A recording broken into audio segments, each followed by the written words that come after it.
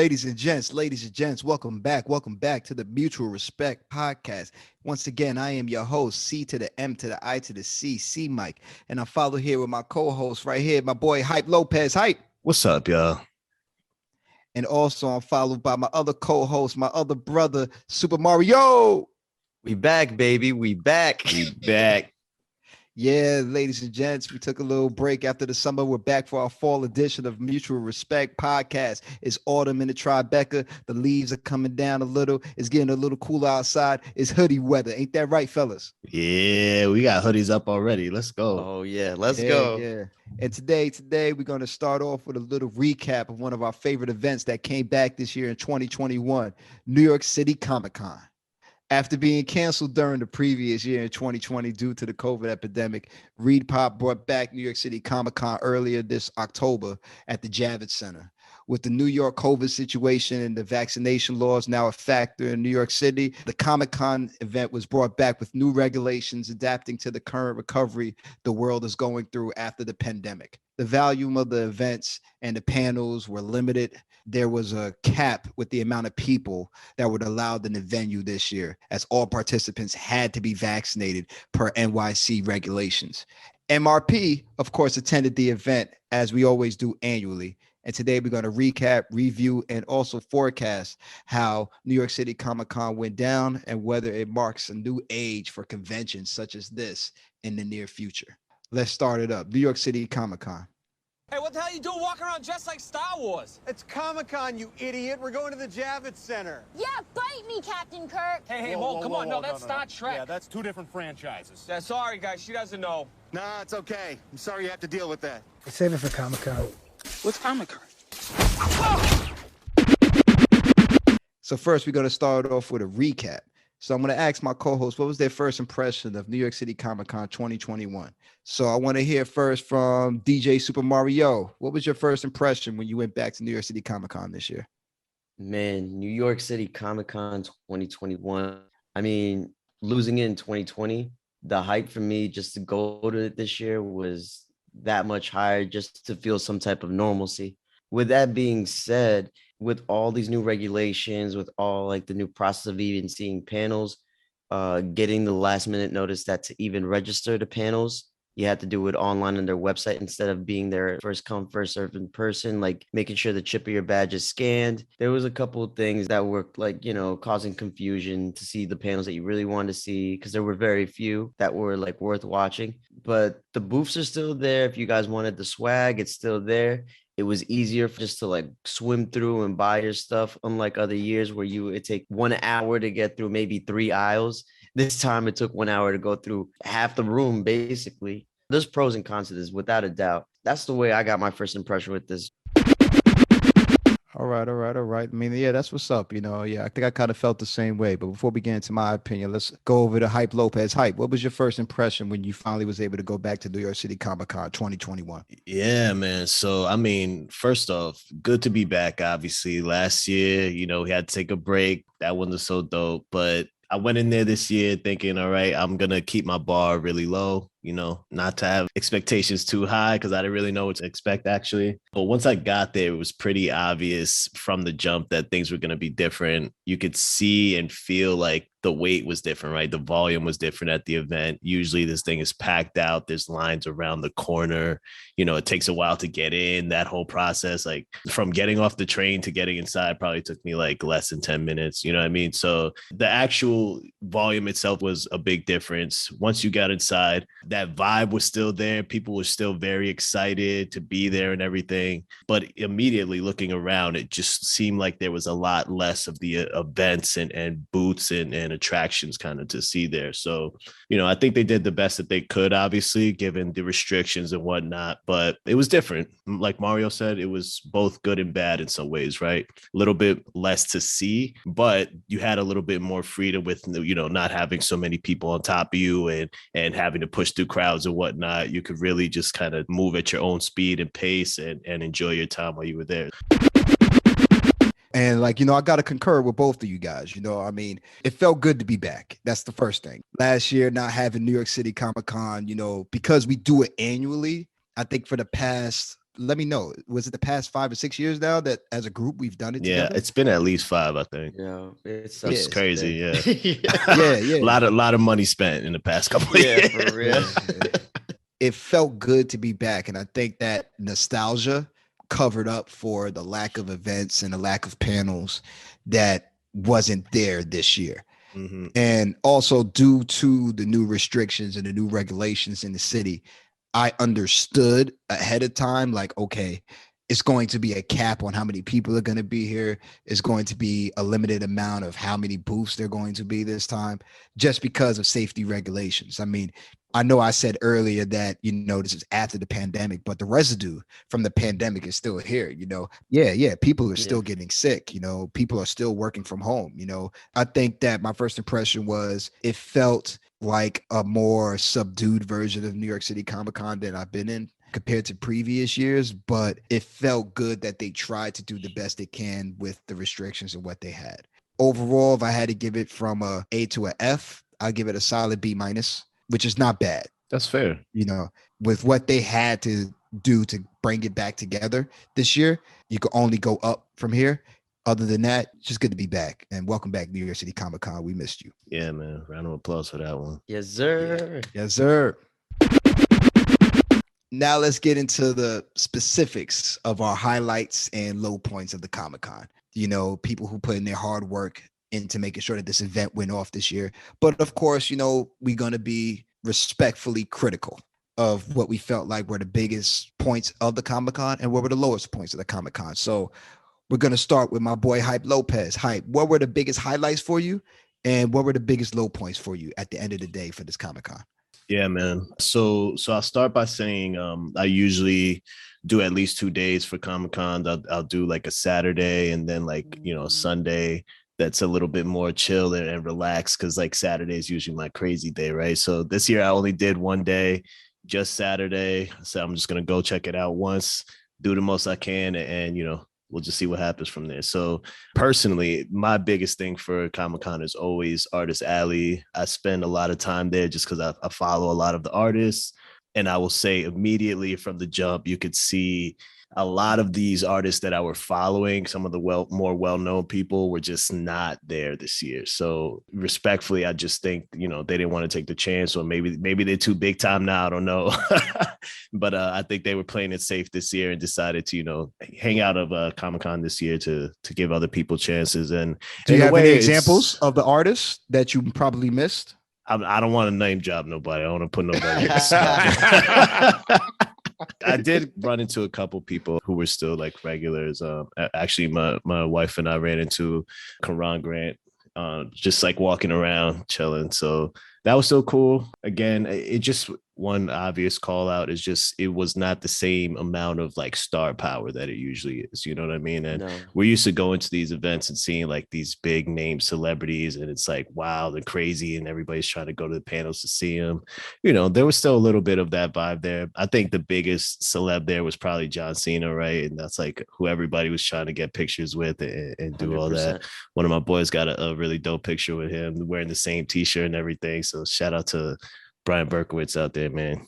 Solid pick. Yeah, shout out to B-Rye. Brian. The name drop. There's a name drop. There it is. There's a name drop for y'all, man. I think I decided to give myself a little bit more of a budget this year since I knew it wasn't going to be too wild and crazy. And, the panels were not really exciting to me, to be honest. Usually there's a couple that I'm like really excited to see. It didn't hit this year like that. I really, and like Mario said, actually before, they ended up, you had to like do reservations ahead of time and everything to get into them. It was just like, it was too much effort for me, to be honest. And like, this was like a long week. I was just trying to roll in there, have a good time, so it's like, if you didn't do some of that prep work ahead of time, you definitely missed out on some opportunities. So before we go over to you, Mario, I just want to give a shout out to all the artists that did come out for New York City Comic-Con. Definitely, man. Facts. I mean, there were people that did come out. I want to give a shout out to Chris Claremont, who I saw. If y'all know who Chris Claremont is, then you need to dive back into your X-Men. He created Wolverine. He created Gambit. He created almost every single cool X-Men. You know, him along with Stan Lee built that franchise. And we saw a lot of artists as well of color that we showed support to as well. There was this artist that created a series called Lost Children of Andromeda. And, you know, we chilled with them. We took some pictures of them. And also, shout out to that one artist from, I think it was the Absolver comic series that he was working on. And Absolver comic series? Yeah, Concrete Universe. Shout out to them because they had some dope stuff too, actually. So yeah.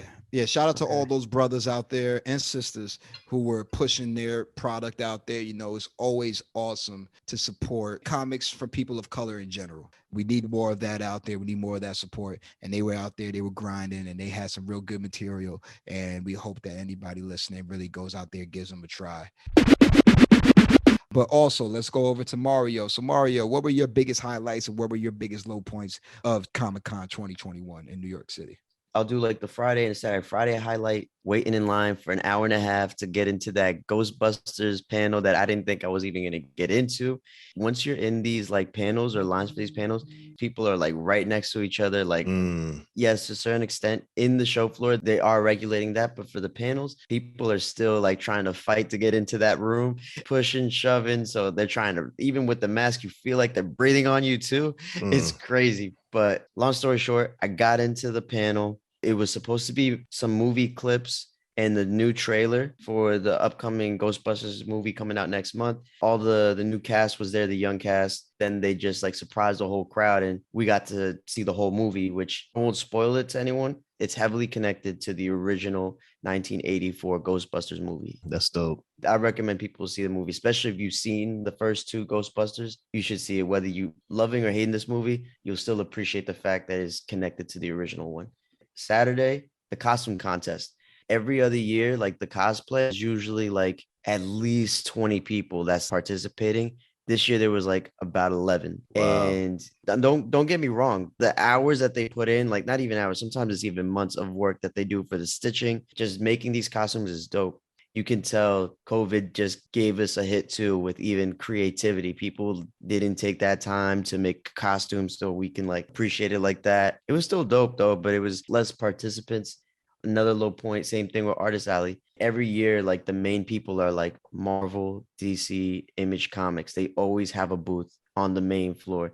This is the first year I've ever seen of all the years that I've been there where you see no Marvel booth, no DC booth, or no Image booth. Because I know there was fans that are like Invincible. Like that show just came out like recently during COVID. I'm sure people, if they'd just seen that Image logo, they would be like, yo, I want to cop that new first issue of Invincible or like the book series of Invincible. Maybe it's because of the regulations. They didn't want to participate. Who knows? But for me, that was like a low point. Losing a little bit of that luster, you know, was a bit of a low point. I mean, but one of my high points was, you know, I came in with the intention to buy. So there was still some pretty good swag out there. And I love, the reason why I love going to New York City Comic-Con, and I've been there for the past 5 years or so, is because I love the artists. I love seeing the different posters. I love seeing the different type of swag that it feels inventive. You can tell these people put like their sweat and tears and blood into actually creating something new. You know, we saw cool bomber jackets with Street Fighter on it. I still kind of regret I didn't get one. We saw a little booth for, you know, the Boondocks. I copped the shirt. I think Lopez and I got a couple things from there. Yeah. You know, shout out to the Boondocks. You know, shout I out hear to they're Aaron gonna. Magruder. Yeah. Shout out to the people who ran the Boondocks booth. They were good people. Other than that, you know, that was the highlight for me, just going out, being on my little buying swag out there. You know, I was purchasing, you know, I dropped some dollars out there. And that's the fun thing that, you know, when you do have a little bit of disposable income to go out there and support the artists and buy a couple posters, you know, that's probably the only thing that I wish I would have done. I wish I would have bought maybe an extra poster or two. But I did buy a couple, you know, just to support, you know, because I told you these guys put a lot of work into this stuff. Yeah. Do you think that kind of gave opportunity for some of the smaller artists to pop up though? Yeah, I think so. Right. Yeah, most definitely. Like. Yeah, I don't think the quality of the artwork itself ever went down, right? So it's like people are still making dope stuff regardless, and you don't need to be big time, right? Like all these people are very talented. So people forget these guys pay for that space. Mm-hmm. It's not cheap, they pay for that space so that they could give out their material, so one of the big things that come to New York City Comic Con is the support. Even though the big providers weren't there, that probably did give more shine on the more underground providers out there who are grinding to get to that point. So yeah, that's a big ups to all the young up and coming artists and comic book strips and novelists out there that we saw, that we talked to. You guys are on the come up, man. We hope nothing but the best for you. To get back into how the COVID regulations affected the event overall, do you feel like there was a positive and a negative effect that the COVID regulations gave towards the Comic-Con event, or was it more one-sided? DJ Mario, what do you think about the COVID regulations that went into effect for New York City Comic-Con? Was it positive and negative, or was it one or the other? I think it was both. Just to get inside the building, they were checking people that were vaccinated. They checked what they could, because at the end of the day, this is a huge amount of people, crowd that's coming to this building. When I got my bracelet, there was people behind me that were just waving it around and they weren't thoroughly looking at it. But I understood why there was people on the floor making sure that you had the mask up at all times. People had their mask down and there was like mask patrol, like, hey, put it up. So that made me understand that, all right, I still felt comfortable. You don't want another type of strain of COVID out there. In terms of panels, everyone was on top of each other. It doesn't matter if it was a small panel or a big panel. We all saw when we were trying to go see the Avatar panel that the line was crazy. It was a line within a line within a line. Wait, would you say that the Avatar panel was as big or maybe bigger than the Ghostbusters panel, or was it about the same? I'm not gonna lie, the Ghostbuster panel took up that whole floor. So like, how we had some space to walk through with that people. With the Ghostbuster panel, it was a mob scene. The thing that was tough, because a lot of the staff members are young kids. Like a lot of them were like 16, not knowing how to like handle the crowd. They're not security guards. They're not so they're trying to figure out who's standby. It's crazy. Like people are volunteers. You have to remember that too, right? Like people working events are volunteers. So, they're not going to be sitting here pressing up on people. You know what I mean? Like they can only do so much. They didn't sign up for that. And that was the one area. The regulations did not matter in the Empire Stage area. Mario, before we go to Lopez, I want you to expand upon something, because this is new, actually. New York City Comic-Con now has a new way to go see these panels, right? It's not like how it was back in the day. That's true. Now it's virtual. They their website, they charge you like $35 to actually see the same panel that you would physically see. But there's also a catch. Like you can see most of it, but like, for example, let's say that Avatar panel had like a specific scene. You would not, as a virtual viewer, be able to see that scene. You would hear the Q&A, the interview and everything, but you would not be able to see that until like, I think maybe later on the day or the following week, when I think that's half the time with these cons, it becomes public access like a week later. So Lopez, what was your view on the COVID regulations for the event? Was it mostly positive, negative, a mixture of both? Let me know what you think. Yeah, I mean, it's hard to say positive and negative. Like, I think it's what we expected, honestly. For an event like Comic-Con, it's always huge every year. It's not going to be low key ever. So I think this was probably the first low key year, where it came in a lot under where it usually is. So was it bad? It wasn't bad. It changed the experience a little bit, but it's just, go in with less expectations. I will say one thing, people were really good about wearing masks, in my opinion, in a lot of these public events, people are not really trying to mask up and all that good stuff. But honestly, even though people, a lot of people are into the cosplay, obviously, and all that. So one part of it was that you couldn't actually wear masks this year because you had to have, like a costume mask, at least, because you had to have an actual mask, as serve as a COVID mask. So, that was part of it, but people were finessing it. They were doing dope stuff regardless. At least people were being responsible about the experience. And I know, Mario, you were saying, some people were still trying to be slick and whatnot, but there were still, people looking out and telling them to mask up if needed and stuff. So, shout out to those people still trying to keep it safe out there, regardless. Everybody's obviously excited and everything, but we made a good time out of it. In general, I just feel like I didn't go in expecting too much, and that helped to whittled down the pain. The pain that I was gonna be feeling and being like, oh, okay, so we're not getting what we usually get here. It was still dope regardless. And I think one thing is we actually got a chance to connect a little bit more, right? I know we all connected once we met up with each other at the Comic-Con too, kind of walked around for a while and was able to kind of peruse. And again, like the fact that you can openly do this and not have to like be scrambling around or push through people, like that did change the experience, because I'm used to going through and it's like, all right, there's this table, you got to look real quick, pick something up, buy it and go, you know what I mean? And that was it. But this time we really had time to be like, all right, cool, I'm going to stay at this table for a while, look through all their items. And even if I'm not going to cop anything, like, cool, we could chill and have a good time. So, I like that part of it for sure. Yeah, it was almost like, you were so used to like the war and the battle from the past. Yeah, exactly. We're veterans. So we're like Comic-Con veterans. So we got scars from years prior. So, even though it was peaceful this year, we were like, man, remember those battles from back in the day? Those shoves that we had to do on the line, and that one time when somebody stepped on your foot and they tried to, and they had a Darth Vader mask on and we threw the mask on the floor. If it was a video game, if we're talking about difficulty, 2021 was probably in beginner mode, and then maybe novice. But if you're talking every other year, it's always hard. It's hard or difficult, whatever you're like the highest difficulty level. It's like hard and legendary. Hard and legendary. That you might not make it out. Yeah, you might not make it out. Happen, bro, Or if you make it out of Comic-Con, you lost 10 pounds. You got scratches on your face. For sure, man.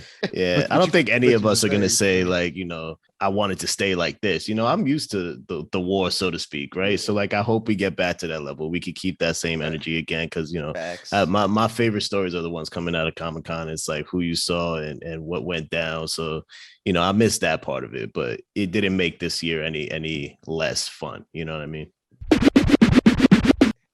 With the world having gone through a significant change over the past year and a half now, where does New York City Comic-Con go from here in the years to come? Let's start it again with DJ Super Mario. What do you think is going to happen now in the future when it comes to New York City Comic-Con? Do you think it's going to eventually get back to how it was before, or do you see like a new and improved Comic-Con on the horizon? I think it depends on these upcoming shows and movies not having production delays. I'm realizing this now. Like, one of the big factors, probably there wasn't, like, all these movies and shows are getting delayed. They're pushing it back, or they just don't want to put it in the movie theaters because they're still not banking the money. Like, you already know your Fast and the Furious movies are always going to make money no matter what. 007, they just got the confidence to bring it out.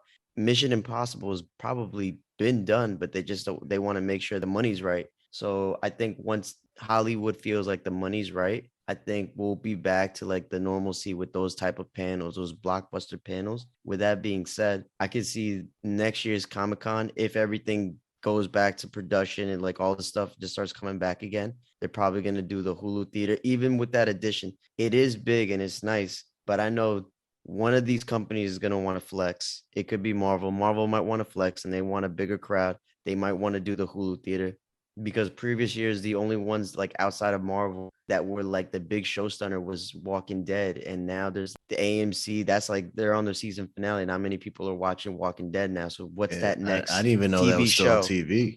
Yeah, it's the last season. I thought it was done already. And I don't mean to cut you off, Mario, but that was a good point you brought up. Walking Dead has been a staple in New York City of the con. Every single year. Like every single year, Walking Dead had at least one big panel. This was the first year they weren't there. I don't think it was even a little booth. They weren't on the pass either, right? Because they're always on the pass. Like, it's always like a Walking Dead image on Walking the pass. Dead was usually on the pass as well. So I saw that and I was like, oh yeah, things are changing. And I know this is the series finale. Yeah. So if Walking Dead was ending this year, I'm thinking that they definitely should have been in New York City Comic-Con. This is your finale. I mean, there's going to be spinoffs, of course, but Walking Dead has been here since 2012. Back to you, Mario. I'm sorry to cut you off, but you was correct. It was odd not seeing them there. It kind of gives me like a question to you guys. Like, do you see any other shows that can hold that baton basically? I'll step in and jump in on this one. I'm gonna say this, bro. I think we need to change the focus, right? I think it's always been on like kind of like these sitcom shows, like big mainstream TV shows that are being followed, right? But like most of the audience is, especially this year, and I meant to bring this up before, we were talking about cosplay earlier, and I will say, yo, the biggest people who showed up for cosplay this year were the My Hero Academia fans, yo. And I would say like 1 out of like every 3 people were wearing some type of My Hero Academia cosplay, right? You know, I'm a big anime person myself, and I feel like let's start changing the direction, man. Like we can have like anime shows be these big headline events. The community is there, you know what I mean? So it would be interesting to kind of see them switch directions, say, okay, well, we don't need to have Walking Dead. We got thousands and thousands of My Hero Academia fans that are here. You know what I mean? I mean, all due respect, My Hero Academia did have a panel. Yeah, right. But is it to the same level? Is my point, I guess. No, you know what I mean? It wasn't as the same volume as a Walking Dead panel. Right, exactly. So my feedback on the last question was going to say, I think that we need to see more variety in the types of panels that are going to be happening. And with that said, that means though that we still need that star power to come back. And if we don't have that star power, we're not going to have those same type of panel experience that we did in the past. Personally, I'm not really a fan of, you know, doing digital panels. I don't really understand the purpose of that in the first place. I could watch that on YouTube if I want to, you know what I mean? Like the stars have to be there and willing to be at these experiences. So I think it's just a matter of time, honestly, and seeing what their comfort level is going to be. That means we need to have a little bit more intimate settings, right? Maybe a smaller crowds, but there's more variety of events, you know? So you're breaking up those people into more groups, you know what I mean? I think ultimately that's going to really have to be what it looks like if we're going to talk about restrictions on spacing and the number of people and whatnot. We just got to change the way that we're kind of putting these things together. Yeah, maybe we can't have huge panels with hundreds of people in them, but you can have more exclusive panels, right? Listen, we got to get creative. We got to get interactive out here. You know what I mean? So that's the perspective that I see it from. What you think, Mike? I kind of agree with you both. You know, I think that there is going to be that void is going to be gone. You know, I felt it this year, and I felt it not remembering, not knowing Walking Dead wasn't there. That's but facts. I felt the void. It was like, it's like knowing like one of your homeboys ain't here. Like you forget, but then you're like, yo, yesterday felt off. Yo, he wasn't there yesterday, right? And I agree with Lopez. I think that we don't always have to depend on these big TV series or these big movie franchises to bring all the prestige to New York City Comic Con. Don't forget, first word is comic. Yep. You know, that the community's there, man. Yeah, it's always there. I mean, anybody who comes to Comic Con, especially if you come to New York City Comic Con, you're not coming for movies anyway, because that's San Diego Comic Con. They're the ones that usually get the movies. We don't get the movies. Occasionally, we might get a couple, like Ghostbusters this year. But the only reason why I think we got Ghostbusters is because the original Ghostbusters, and correct me if I'm wrong, took place in New York. New York, yeah. It was only right that they had a panel here. Other than that, most of the time, movies would be in San Diego Comic-Con, and even San Diego Comic-Con is losing the movies because, as we stated earlier, all those major movies from DC and Warner Brothers and Disney and Marvel have their own little events now. So they're not giving the cons anything anymore in regards to like movies, and we still get the TV shows a bit, but in regards to their films, that catalog is prestige. They're not even doing that. They give us the TV shows because they need to promote that. That's constant ratings. It's not like movies are just like one big, you know, chunk of money that they trying to gross. TV, you know, like usually Supergirl and stuff like that are always there. And this year there was none of that either. So no CW. There was no CW either. So you could tell in regards to the future, can it recapture that glory? Yes, but it won't be in the same way as we had it before. Things are going to change. New York City Comic Con, from where we knew it, that Comic Con died in 2019. Rest in peace, man. RIP. 2019 was the last year of that type of con. 2020, that's when we buried it. And now it's 2021. And this is the beginning of a new, different type of New York City Comic Con. And I think that we have a chance to maybe birth something new, similar to what you guys are saying, and pushing maybe more anime to the front, getting more of these voices out there. One of my favorite panels I went to, I think it was 2018, was the Brawley panel. Yes. And that was before the Brawley movie came out. And I might be speaking a little bit of hyperbole here, but I think that panel was one of the main reasons why that Dragon Ball Brawley movie grossed so much money. Yeah, I mean, 'Cause it did amazing in the box. It did amazing for Did really good. an anime movie. Yeah. And they have a new Dragon Ball Z movie coming out. Personally, I don't like the way it looks. It doesn't have. I thought it was a video game, and when somebody said no, that's a TV show, I was like, yeah, I don't know about that. Yeah, you spoke on the animation. I need my Dragon Ball Z animation. I don't mind you adding a little digital to it, but don't take away. You said Dragon Ball Z animation. Dragon Ball Super animation different from Dragon Ball Z animation. But it's still 2D animation. Dragon Ball Super Broly movie animation very different from both of those. So there's levels. But Dragon Ball Super Broly kind of mixed them up, didn't it? But like, can you imagine like if they was to promote those like in those big events, like those are like the big heavy hitters in regards to like voice acting. Voice acting is a big thing at these Comic-Cons, I think Comic-Cons have to get creative. I think they have to find a new way to absorb a new audience and to keep their current audience. But I don't think it's going to be as hard as they just got to think outside the box. You got everything here. I think that Invincible has a chance to take over. They got a second season coming soon. So Demon Slayer, man. Demon Slayer had a huge movie debut similar to Dragon Ball Broly too, man. So listen, man, the content is there, man, and they're doing amazing things out there, man. They really are with the game. Side note, one word that I don't think we mentioned yet for the future: Netflix. Yo, I was about to say it too. Yep. Netflix has a chance to take over the spot that DC and that would Disney be dope. Plus and Marvel, they left. Those two studios really left and went to do their own thing.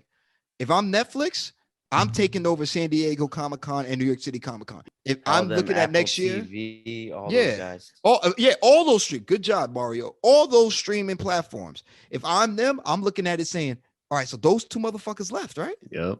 This is our turn now, because that's the main thing. Everybody's watching these streaming shows.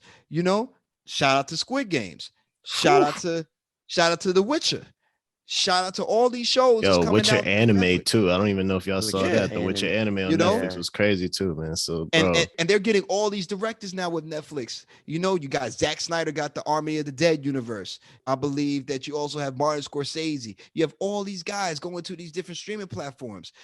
Now is the time to use these cons as an event to push your streaming platforms, because you don't have to worry about Warner Brothers and DC or Disney and Marvel. They're going to do their own separate thing. But now you're going to have the general audience, because everybody's going to say, well, I can get access to where these guys are, but I can always get access to this con.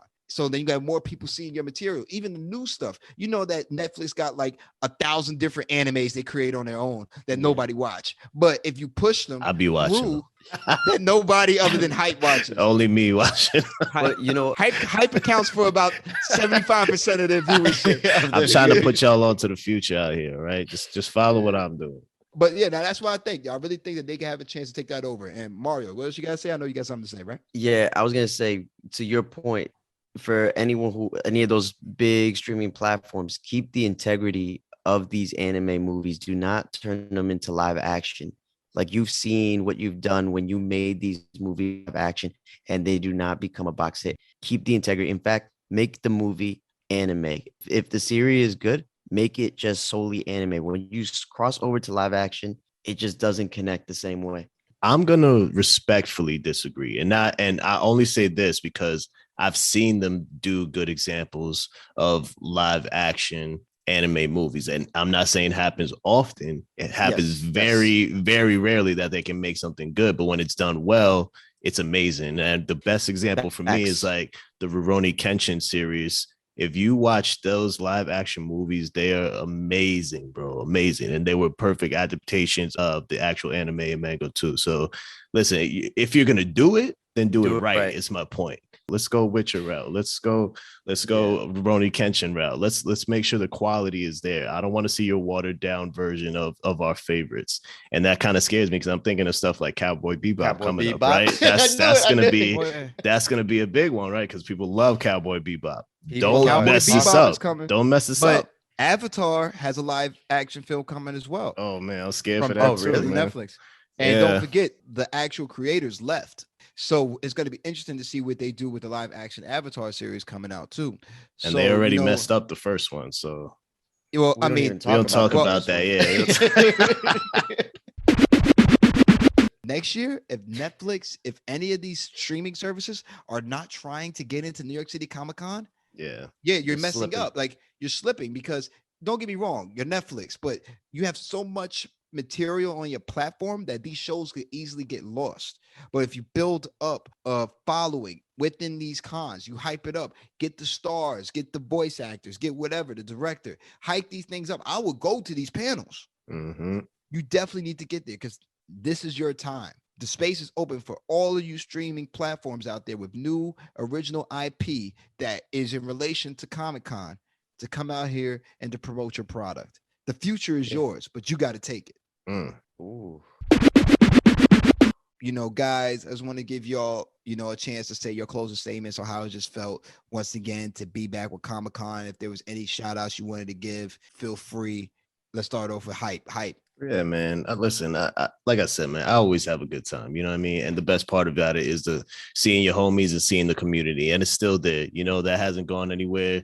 Yes, to a lesser extent, lesser volume, but people trying to be safe out there. But for the most part, people are really still on it. The people who are cosplaying, the quality is still there. There might not be as many of them, but the people that were part of it, they're still putting their heart and soul into the stuff. Why? Because they love it, right? So I think it's, to say it's less of an experience is a little bit demeaning to the artists and all the participants, right? Because it's like they're still putting their heart and soul into this stuff regardless. So they got my respect. I'm still showing up. I'm still spending money out there too much, so Chris, you nailed it before. Let's start getting creative with these activations. Let's start jumping into this space and start thinking about better ways to start interacting with our audience. I'm hoping we can evolve from what the event was this year.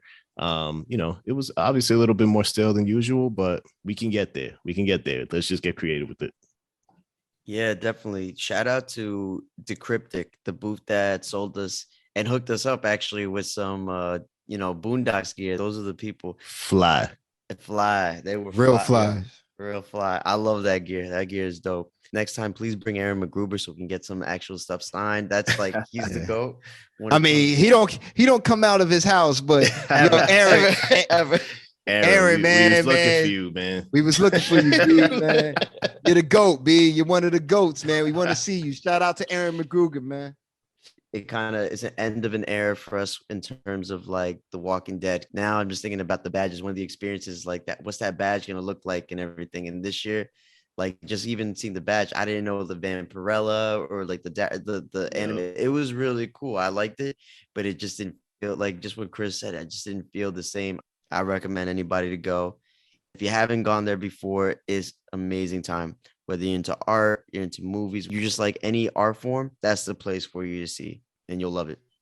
Oh, yeah. Comic-Con 2021. Just good to have you back. You guys were missed.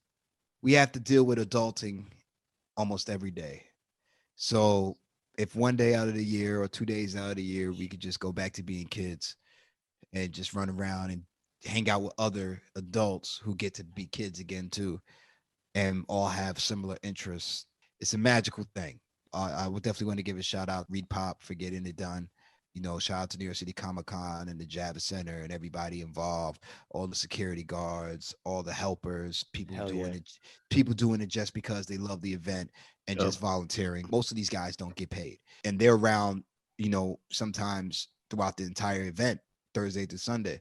So, it's not easy, but I just want to thank every single person out there who helped this event to come back this year after a long year last year.